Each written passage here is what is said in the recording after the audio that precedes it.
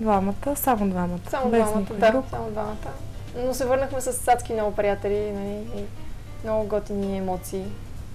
А какво е това сега АЕЖ?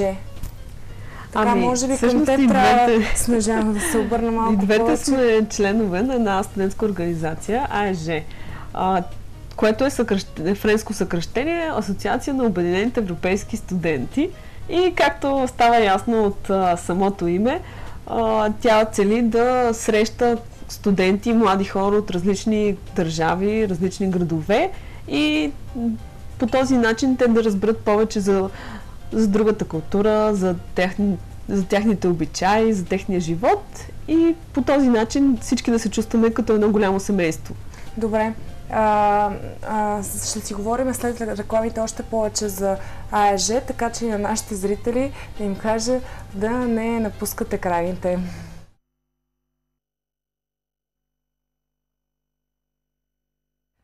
(971 9501), това е телефон, на който може да се обаждате, ако така искате и вие да се включите в нашия разговор. Обяснявахме току-що така, нали, прането като се извършва, после сушенето, че става на раницата, като си завържеш чорапите и си ходиш. Малко едно време, така като правят българите, които по същия начин, обаче месо са си сушили на конете. На мен ми се струва нереално, аз не бих могла да го преживея. Възхищавам ти, че ти си успяла да се справиш. Била ли си суетна преди това? Като всяко момиче, да, но нали, този път доста те вкара в някакви такива ограничаващи се определено от някои неща, но това не ти тежи по никакъв начин. Казах, че ще си говорим за организацията сега АЕЖ, която казвате, че е студентска организация, организира пътувания. Какъв вид пътувания? Те са различни. Някои от тях са просто организиране на дни на танците или на дни по случай някакъв празник или музикални фестивали.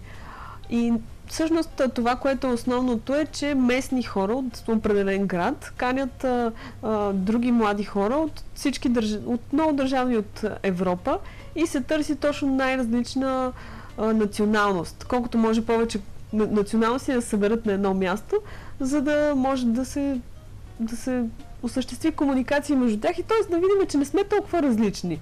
Че всъщност ние можем всички да се наречем. От вашата организация? Финансовата част.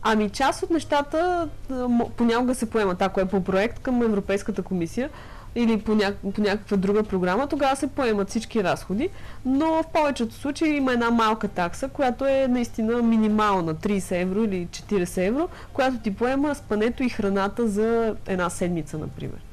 Или 5 дни. 5 дни до една седмица. И другото, което е интересното е, че нито аз, нито тя разбрахме за тази организация в България. Аз разбрах в Гърция, докато бях Еразъм в Патра. Бях там за един семестър и там се срещнах с АЕЖ Патра, местната антена организация, а тя е разбрала, докато е била в Германия. За тази организация и заедно сформирате такава организация в България. Не, тя си е сформирана, но е много малка и нямаме толкова ресурси за реклама и не сме толкова познати. Но реално погледнато се правят неща и тук в България. Миналата година правихме летен университет, което е 2 седмици в София, Велико Търново и Приморско. Имахме 20 участници, като всичките бяха от чужбина. Имаше от Испания, Италия, Полша, имаше 2 турци, имаше едно момиче от Украйна, от Финландия, беше дошла една Сини, се казваше. И вие ги каните тук да си изкарат морето. Да, лятото. Чрез университети. Да, и освен на забавната програма, има и така да се каже, образователна програма. Има за българската култура, език, традиции. Има европейска вечер, в която всеки човек от различна националност показва някакво ястие или някаква храна от местната култура и питие. А това се случва в хотел, примерно, където... Да, или в заведение. Ние специално го направихме в заведението към хотела на морето, където беше в Приморско, защото там беше по-широко и... Имаше възможност. Да. Искам само да добавя нещо, че АЕЖ всъщност е много голяма организация. Имаме 15 000 члени из цяла Европа и антени в 41 града из цяла Европа. Държави. Държави, да. Извинявам се, из цяла Европа. А пък българския клон съществува от 1992 година, АЕЖ София, които сме и ние всъщност, и съществува и АЕЖ Варна, които са, мисля, 2005 година съществуват. И за мен АЕЖ с две думи, може би е най-лесният, най-ефтиният даже начин да пътуваш из Европа и да срещаш млади хора, да осъществяваш проекти. Например, може да решиш, че искаш да правиш проект, свързан с екологията, обявяваш го в нет-листата на организацията. Всички заинтересовани от цяла Европа могат да дойдат на ивента, на мероприятието, организирано в твоя град. Както аз бях в Словения по тази линия, в Марибор. Също така не можеш да отидеш ти сам на тези места, но таксата е минимална. Ние спахме, например, в физкултурния салон на едно училище. Пак, нали, не някакви луксозни условия. Да, повечето пъти се спи на спален чувал, но всъщност самата емоция да срещнеш толкова различни хора от различни държави и градове те обогатява, да. И не е важно, че ще спиш на спален чувал. Но трябва да си задължително студент, така ли? Не, значи всъщност тя се води студентска организация, но имаме много членове, които вече са завършили и просто не им се разделя от тази идея.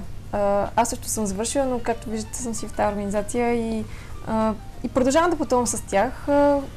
По принцип се смята, че 35 години е горната граница, нали?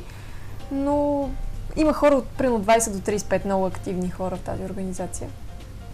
И си пътуват така из целия свят. Къде и с Европа. Не, само в Европа. Да, тя е европейска. Да, европейска. Но въпреки това има много антени в Турция, която все пак е, нали, част в Европа, част в Азия и до някаква степен това е повлияно от тяхното желание да бъдат по-европейски настроени.